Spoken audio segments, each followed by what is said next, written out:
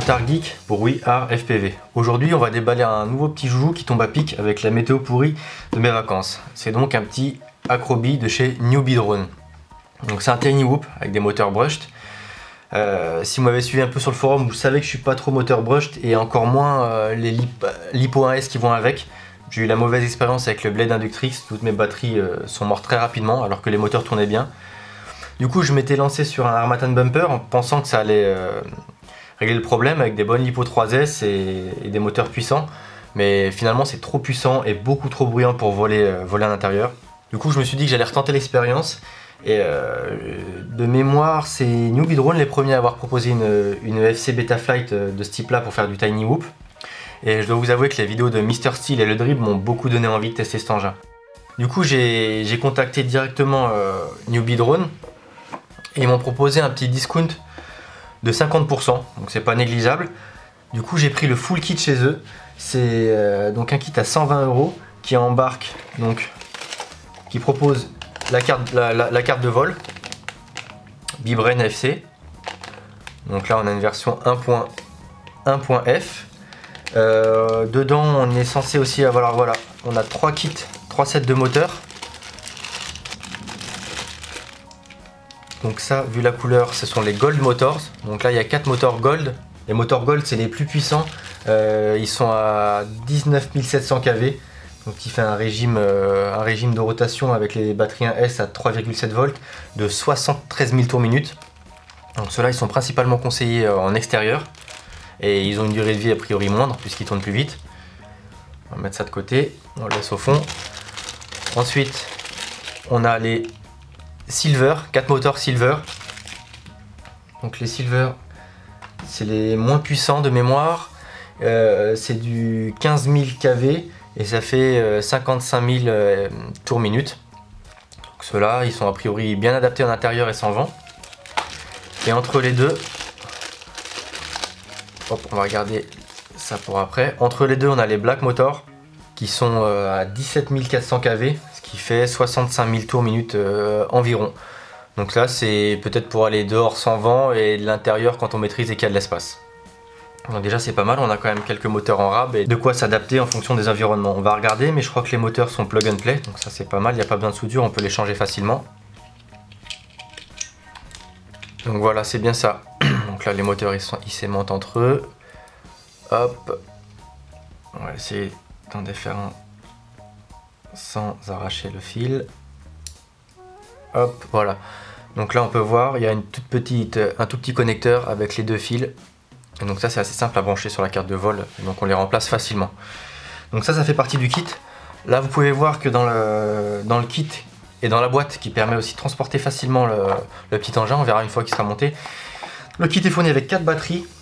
Donc c'est des batteries Nitro Nectar 250 mAh HV de 30 à 60 C, donc 3,7 volts. J'ai dit qu'il y en avait 4 dans le kit. La boîte elle permet d'en accueillir 12, donc c'est pratique en cas de transport. Donc moi j'en ai rajouté 4 que j'ai payé en plus du kit. Donc ça fait quand même 8 batteries. J'ai toutes les vieilles batteries de mon Blade Inductrix, donc on verra si j'arrive à les ressusciter. Donc ça fait partie du kit. Pour l'instant on va le mettre de côté. On va regarder avec ce qu'on a d'autre. Donc on a 2 châssis. Donc des petits châssis Cafard super durables. On verra s'ils sont si durables que ça. Mon Inductrix il avait quand même vraiment bien résisté à tous les mauvais traitements que j'ai pu lui faire subir. Donc on verra si ce genre de châssis est aussi solide. Donc il y en a 2, hein. Donc c'est que quand même qu'il y a des chances de casser à mon avis. Ça paraît très souple, c'est très léger. Je vais le peser en aparté et je vous dirai combien ça pèse. Donc le châssis sur ma balance il indique 4 grammes, donc c'est vraiment très léger. Là j'imagine que c'est assez compliqué de faire aussi peu lourd en impression 3D, mais qui sait, je regarderai un peu ce qui se fait si jamais j'arrive à casser les deux et que je trouve rien en France. Parce que c'est un peu dommage, hein, c'est comme sur les 2-3 pouces, sur ces petits châssis, il y a très peu d'offres en France, donc ce serait pas mal que les shops français, s'ils me regardent, se mettent un peu à approvisionner du stock pour ce type d'engin. Donc ensuite, en plus du châssis, on a la petite caméra, donc ça j'espère que ça va être quand même résistant, parce que moi ce que je trouvais génial sur le Blade Inductrix, c'était son châssis qui protégeait bien la caméra. Il n'y avait que l'antenne qui sortait, alors que là c'est une petite caméra. Donc si on regarde sur la boîte, c'est une FX 805. Est-ce qu'on va réussir à faire la mise au point? Voilà, FX 805, 25 mW, 600 TVL. Et qui s'alimente entre 2,5 et 5 volts. C'est le genre de petite caméra qui fait le boulot, mais moi voilà, ce qui me fait peur, c'est que c'est quand même exposé au choc puisque c'est posé sur le châssis. Après, il y a la petite coque en plastique qui, j'espère, protégera un peu tout, mais voilà, derrière, on a quand même accès à toute l'électronique. Après, encore point sympa, la petite antenne linéaire, pareil, ça évite de casser les antennes avec leur lobe. Donc ça, on va le brancher, on va l'installer après. Ensuite, toujours dans le kit, on a quelques sets d'hélice King Kong. Donc c'est 2 x 10 paires. Donc ça fait un peu de stock. Quand on l'achète, c'est couleur au hasard. Bon, je suis tombé sur des hélices roses. Je suis pas hyper fan, mais bon, peu importe. Hein. Quand on est dans les lunettes, on voit pas la tête du quad, donc c'est pas gênant. Et comme normalement c'est protégé et qu'a priori ça tient pas trop mal sur les moteurs, on devrait pas trop en changer. Voilà. Toujours dans le kit, on a une petite pigtail avec un connecteur JST 2.0 qui est normalement censé délivrer suffisamment de courant pour faire voler correctement ces gros moteurs. Parce que c'était un des problèmes des premiers blades Inductrix. Hein, le connecteur de l'hypo posait problème et bridait complètement le vol de l'Inductrix. On continue le tour du kit. Une petite paraboard pour charger jusqu'à 1, 2, 3, 4, 5, 6, 12 lipos en même temps. Donc ça c'est pratique avec un adaptateur XT60. Donc là c'est cool, ça permet de charger tout rapidement. Plutôt que de faire les batteries une par une avec un pauvre chargeur USB. Je vais mettre ça sur mon Sky RCQ200 et ça va être parfait. Et ça j'imagine que c'est un petit cadeau bonus, c'est pas lissé dans le kit sur le site, mais ils m'ont mis un petit strap, donc c'est toujours sympa. Et plus il y a du grip pour tenir la lipo, et il me paraît assez solide. Donc voilà, c'est toujours cool d'avoir ça en stock.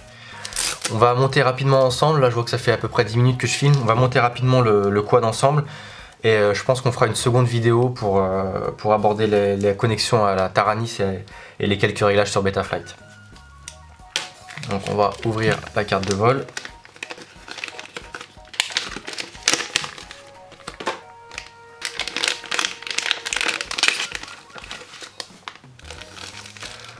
Donc là sur la carte de vol on peut voir qu'il y a déjà le connecteur d'alimentation. Donc je sais pas s'il faut le changer.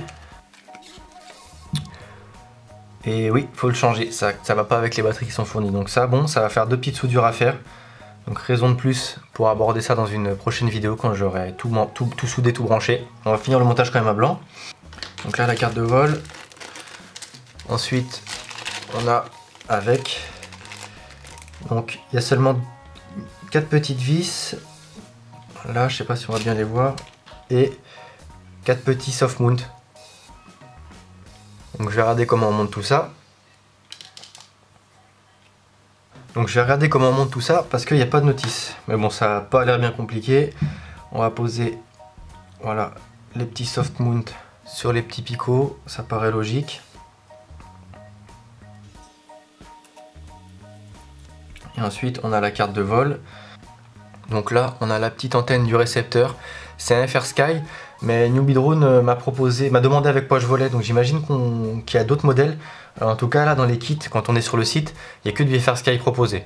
Donc bon, ça tombe bien, moi j'ai une Taranis. Donc ensuite il n'y a plus qu'à mettre la carte de vol.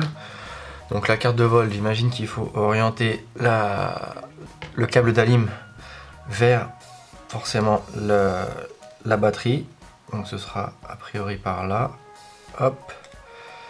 Donc ça va aller comme ça. Ouais, finalement en fait j'aurais dû mettre les soft mounts sur les cartes de vol avant de les insérer, donc on va vite fait corriger le tir. Hop, on récupère un petit soft mount. Voilà, et on va faire pareil avec les 3 autres. Voilà, ensuite on met ça sur le châssis. On a la batterie qui vient se mettre à peu près dans ce sens là, j'imagine. Donc on va prendre la petite flèche, elle est là la petite flèche, donc si on met le devant, on va dire que ok, le devant c'est par là, et comme ça on a le cordon d'alim qui va en face de la lipo. Impeccable. Voilà, la carte de vol est mise. Le cordon d'alim il va pile poil dans le sens de la lipo. Bon, évidemment il faudra le changer parce que c'est pas le bon. Voilà. et on a les prises moteurs qui sont face à chaque moteur. Donc ça c'est simple. Ce qu'on peut faire, c'est déjà mettre les moteurs. On va prendre les blacks puisque c'est ceux que j'avais sortis. Donc là on a deux types de moteurs. Ça j'ai pas en tête lequel tourne dans le sens horaire et lequel tourne dans le sens anti-horaire. Sur ce type d'engin en général le yaw est inversé. Donc si l'avant du quad est donc dans ce sens là, il faut que les hélices tournent comme ça, vers l'extérieur et non vers l'intérieur comme on a l'habitude sur les réglages par défaut sur les cartes de vol. Donc là je regarderai ce qui est dit dans Betaflight, la conf qui est faite sur la carte par défaut, ce qui me semble que c'est préconfiguré. Ensuite on a juste à mettre les moteurs. Donc il en faut deux comme ça qui ont les mêmes câbles de même couleur, ils vont en diagonale. Et après ensuite on a les deux autres qui vont dans l'autre sens. Donc là je vais en mettre qu'un seul pour vous montrer à quel point ça a l'air d'être simple. Et ensuite je ferai les autres quand je serai certain du sens de rotation de ces derniers. Voilà, il suffit de choper la petite alime. Ensuite on n'a qu'à glisser le moteur dans son emplacement. Ça tient plutôt bien, donc je vais pas trop serrer histoire de pas mettre trop de jeu. Et ensuite on a juste à aller brancher ça là, hop. Voilà, c'est pas plus compliqué que ça. Donc là le moteur est branché. Ensuite il faut peut-être un peu protéger les câbles avec un petit élastique pour venir les tenir contre leur support. Et pour finir il reste plus qu'à monter la caméra. Donc la caméra, on reprend le sens de vol, la petite flèche c'est dans ce sens là. Donc on pose la caméra comme ça, on fait attention à l'antenne du RX. Et donc là on n'a plus qu'à prendre la caméra avec les trois vis. Et la quatrième viendra maintenir toute seule la carte de vol. Donc il faut un tout petit tournevis. On va en mettre juste une pour tenir la caméra et l'ensemble au châssis.